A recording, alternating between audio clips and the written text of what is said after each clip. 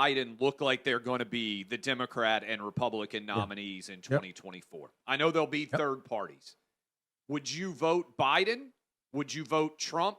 Would you vote third party? Or are you so frustrated you just throw up your hands, which unfortunately I think a lot of people are going to be, and just wouldn't even bother to show up because you don't think it's going to matter? As a black man, we have not spoken about Stephen A. Smith, or the guy I like to call a parrot, in a long time, but also we have not spoken about Clay Travis either. Now, guys, if you've been subscribed to me from the very beginning, I've never really done that many videos involving Clay Travis. My personal feelings on Travis is that, let me try to put this as delicate as possible. Clay is okay, in my opinion, but I think that we could have gotten somebody else to replace Rush Limbaugh with. I'm just throwing it out there. I just figure I'd toss that out there. And I have had some criticism of Outkick, but I've also used Outkick when they were correct on the story.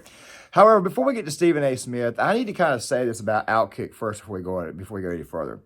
Sunday Night Football, Packers, Chiefs. I'm pretty sure a lot of us remember the whole, or of course it's still going on, the 9-year-old Chiefs fan, which, by the way, we were then led to believe was 5 years old, and of course was 9 years old. They got attacked by Deadspin writer Karen Phillips over blackface, when obviously the child, half his face was black, the other half was red. He was wearing basically the team colors, and of course he got attacked over it. So here's the thing. Outkick thought it would be a good idea on Sunday Night Football to tweet out some stuff about the Packers, and of course he figured he would tweet out about Simone Biles. Now, you're probably wondering why in the world I would bring up Simone Biles, somebody that I've criticized on the channel before, but also praised her work in the past. I just simply criticized her for quitting and put it into a cultural video asking the question why it appears that we're raising a lot of quitters nowadays. They did this according to Outkick.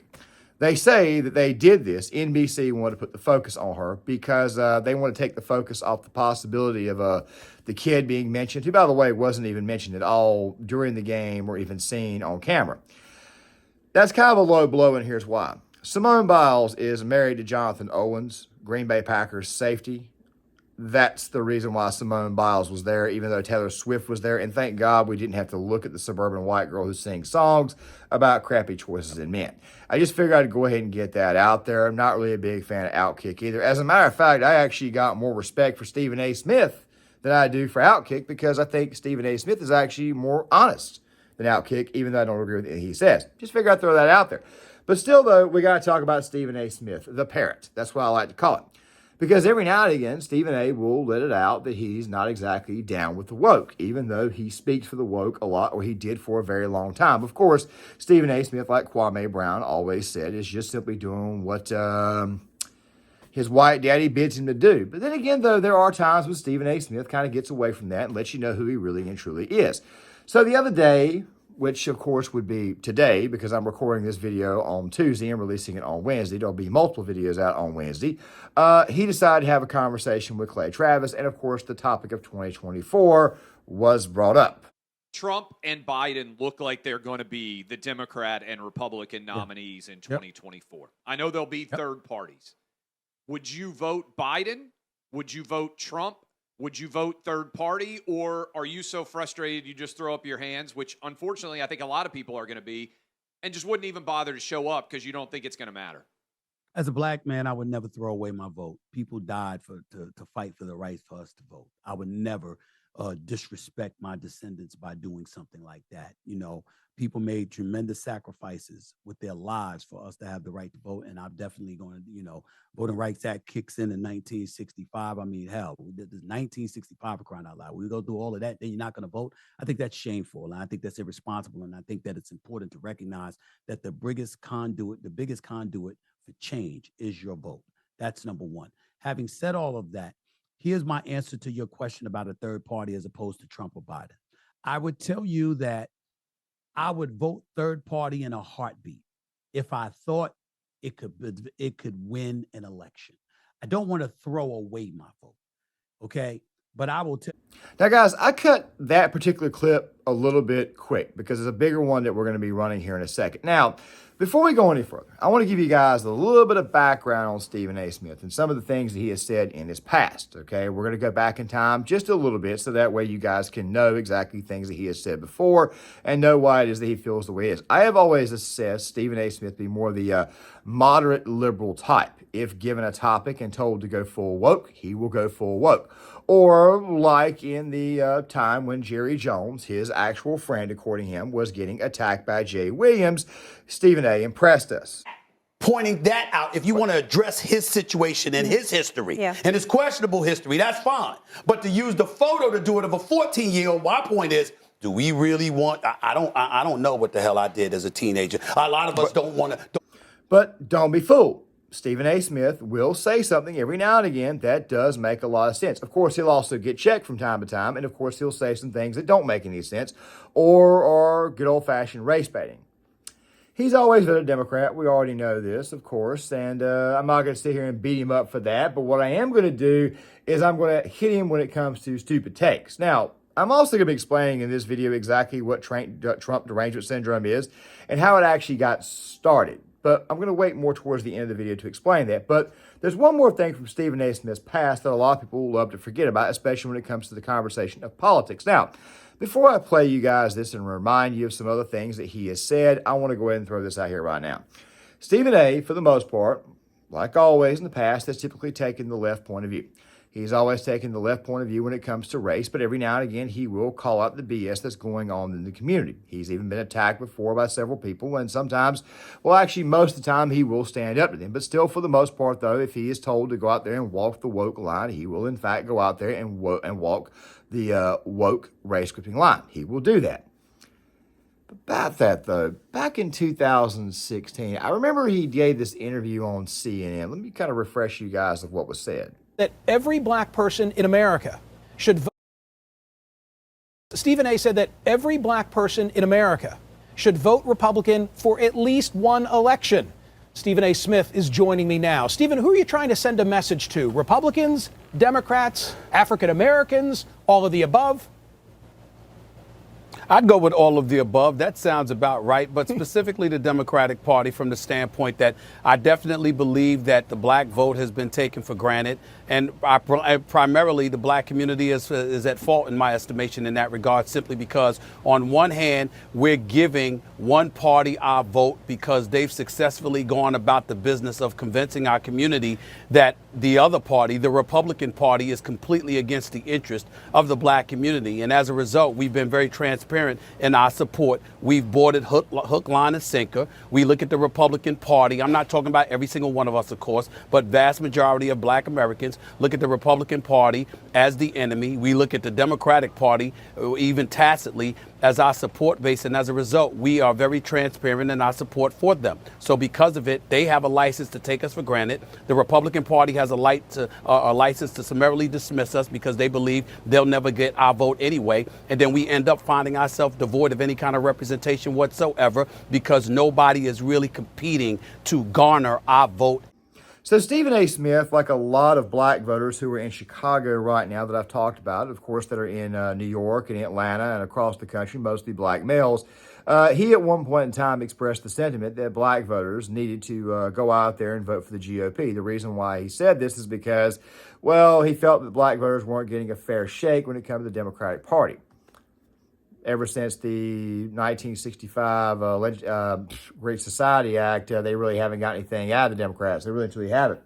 For the most part, there's a reason why people say that they're on the Democrat plantation, because it's actually true. Of course, some people are actually getting up and walking off.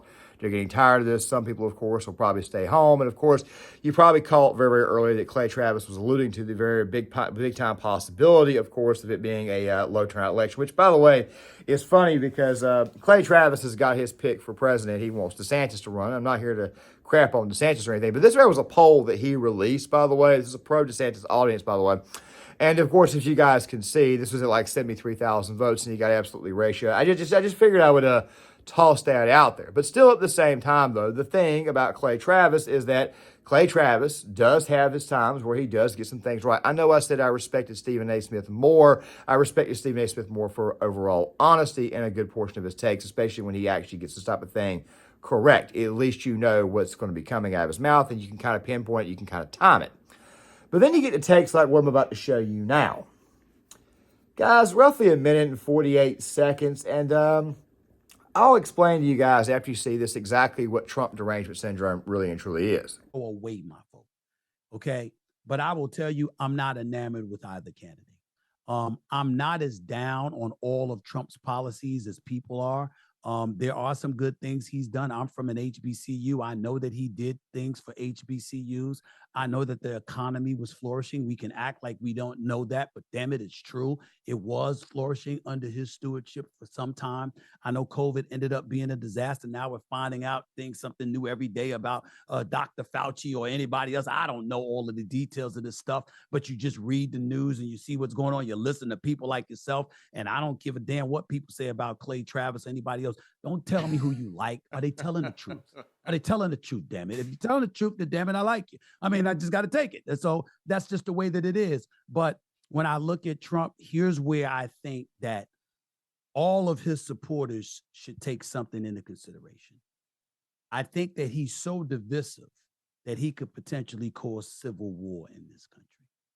That's my concern about him. What I would ask the Republicans is this. Somebody like DeSantis would vote right along how he'd vote.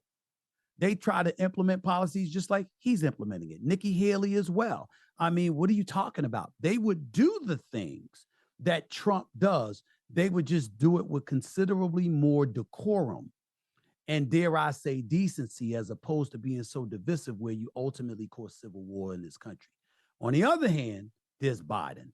And there are a lot of people with the Democratic Party that I won't give their names, but they've made sure to contact me because they didn't like the fact that I said this, Clay. We need a new president. The man is going to be. I don't know if Stephen A. Smith kind of tipped everybody off with that whole CW thing there. Now, here's the thing. In a way, Stephen A. Smith kind of gave away exactly what would happen if Trump won. Basically, in a nutshell, what would happen is that if he won, the left would go out, they would protest, they would scream and holler, they would do all the normal SJW nonsense, they would riot, they would tear things up. I mean, maybe he's trying to say that he expects them to go out and protest and tear things down. I mean, the night of the 2020 election, it wasn't... let's just say that a lot of boards were put up on buildings to protect businesses from the possibility of riots. These were mostly in blue areas. Places where there are much more liberal voters, Biden voters, probably some of them who even voted for Biden were still expecting riots, still expecting their businesses to possibly be hit. In a lot of ways, he's kind of telling you right there that, yeah, the left is actually the problem in the country. Maybe it wasn't the way he wanted to frame it, but that's pretty much what he's saying. As far as DeSantis and Haley, I've been hearing this whole argument about these two right here would be a little bit more effective when it comes to implementing policy, the way they would go on about it. I hate to tell you guys, but Ron DeSantis, this presidential cycle, has been kind of a disappointment. He's got the personality of a wet fart. Great on policy, but not very, very good when it comes to charisma. He was good in the debate against Gavin Newsom, but if you paid very close attention, you would definitely see that he obviously still had a lot of awkwardness. Nikki Haley, I've already told you guys before in a video why it is that nobody likes Nikki Haley. Nikki Haley, Nimrata, is a great big giant Karen. She is literally trying to be the Republicans' version of Hillary Clinton. She would be woke on the right side of the aisle. She throws her gender, her sex, she throws her race, I didn't say just sex, but she throws it out there all the time. She tosses out there like crazy. Also, not to mention the fact every time we turn around, she wants to bomb somebody or go to war. And while I am not fully anti-war, I'm not fully pro-war either. And I realize that there's a time to use your stick and a time not to use your stick, which, by the way, will come up in video number 2 because of this crap we're getting out of Portland. But still, at the same time, most people decide that they wanted to vote for Trump, at least on the Republican side of the aisle or the Trump base, which is actually a base within the base or a base that is not guaranteed to show up every election. There are certain reasons why they choose to vote for the man.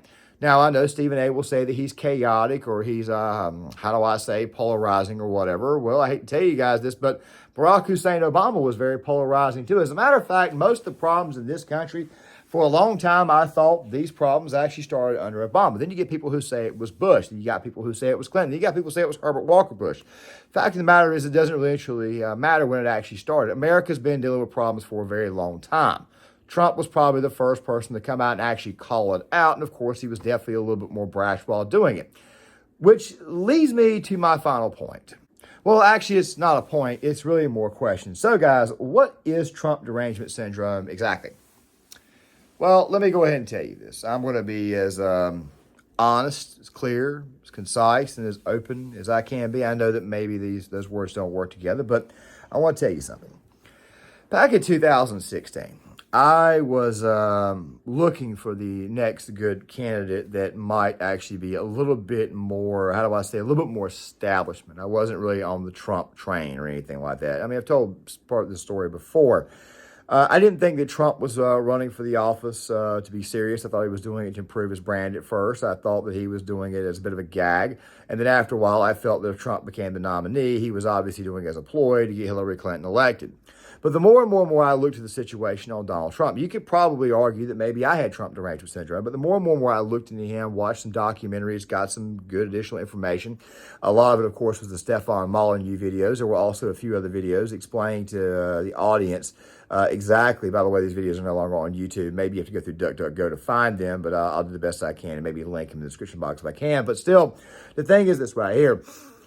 We found out that he wasn't exactly taking the big donor money, and the GOP money he had control of was actually more of a grassroots campaign. So I figured I'd give the man a chance. So I went out there in 2016 and I voted for the man, and of course he got elected president. Shocked the world. There was no way in hell I was going to let Hillary Clinton walk to the White House. So I probably would have voted for Trump anyways, especially given the fact that I live in a state where the governor's race is on the line. I mean, it makes a lot of sense, right? So state and local politics obviously matters a lot more because it controls your day-to-day life. Okay, so then he gets into office, and I see these liberals acting completely crazy. Well, I thought about something in 2016. You see, I had a lot of conversations with a lot of people who were not voting for Donald Trump. They thought it was a joke, the same way I thought it was a joke. They thought that him winning would be an absolute nightmare. They felt that him winning, not only would it be a nightmare, but it would definitely be an embarrassment. So I run into people all the time who say, I'm embarrassed that he won, this, that, and the other. And then I asked them, did you vote? And they said, no. I said, so you didn't vote? I mean, look, obviously I don't want anybody voting for Hillary Clinton. But holy crap, you had an opportunity to keep Trump out of office because you thought he was such a great, big, giant joke, and now you're upset that he got elected, and the man hasn't even been sworn into the Oval Office yet. Fact of the matter is that people were rooting for this man's campaign, for this man's presidency to fall apart. So the minute they bring up something like Russiagate, the PP tapes or whatever, which all got debunked, of course, people were wanting that stuff to be true. They weren't going into it with an open mind or an open heart. And they ultimately, at the end of the day, allowed that discontent to swell within them. And of course, it created a great big giant fart in their brain. And of course, they've never been able to get it out. Some people, of course, have been able to get it out. It just explodes up the side. And of course, they see that there's not really a brain inside their head anymore. That's just kind of what happens.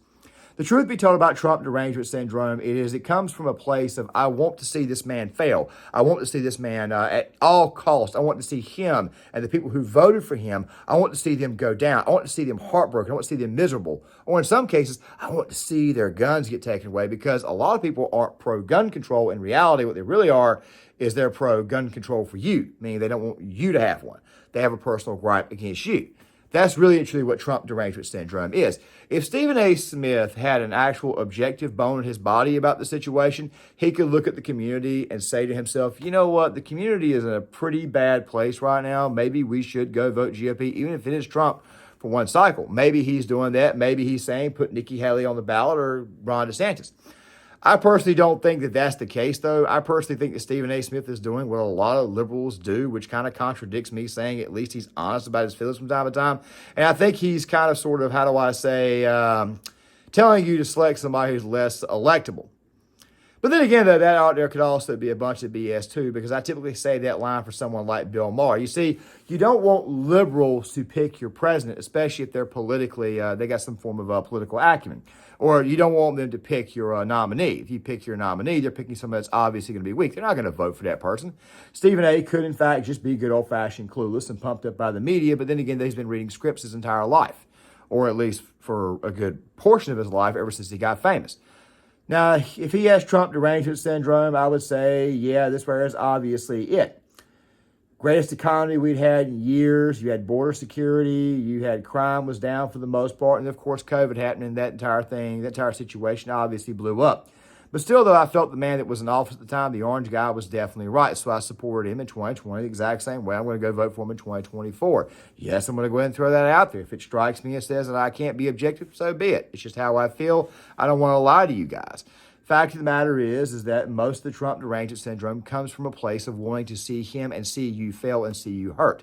That's really and truly where it comes from. It's mostly shock. I mean, what is it? What is it, like the 5 stages of grief? What is it? Denial, anger, bargaining, depression, acceptance. I would say that the left right now, I would say after Trump won, they were in a massive denial stage, and then they were in an anger stage, and then they went through a bargaining stage. But then, for whatever reason, it kind of kicked right back to a low sense of happiness. And now they're seeing the entire world blown apart. And of course, it's all over the place. You got to wonder what happens.